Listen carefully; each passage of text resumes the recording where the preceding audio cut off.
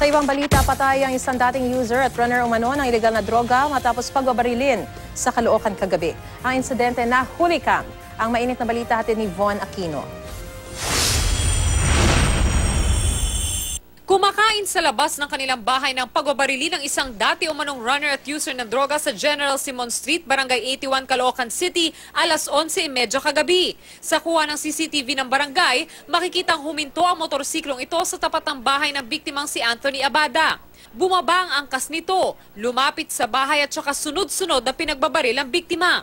Matapos ang paumaril, agad humarurot palayo ang dalawang suspect.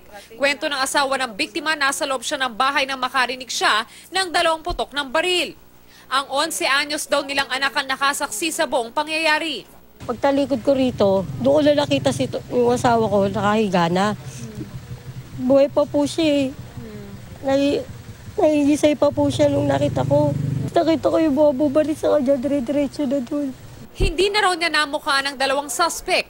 Aminado ang asawa ng biktima na runner at user ng iligal na droga si Anthony. Pero nagbago na raw ito simula nang sumuko sa Oplan Tokhang. Dati po nag-runner po yan eh. Minto na po siya nung pinasuko na po siya di Kap.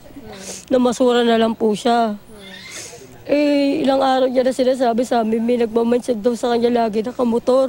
Pagkatapos niya mapasama sa watchlist, hindi na ho siya namin nabalitaan na gumamit ba, naging user uli ng drugs. Simulan yun dahil nga natakot sa dami ng mga nangyayaring ganun. Kwento ng asawa ng biktima, 2 pulis na kaibigan umano ni Anthony ang dumalaw sa kanilang bahay noong Huwebes. Mga kaibigan din po niya, pulis po yun. Pulis Pasay po yun, binalaan na po siya. Sinabihan siya, pare, igat ka na lang. Inaano ka na lang namin, mag-ingat ka. Ayon sa barangay, ito na ang ikatlong insidente ng paumaril sa mga taong kabilang sa drug watch list sa kanilang lugar.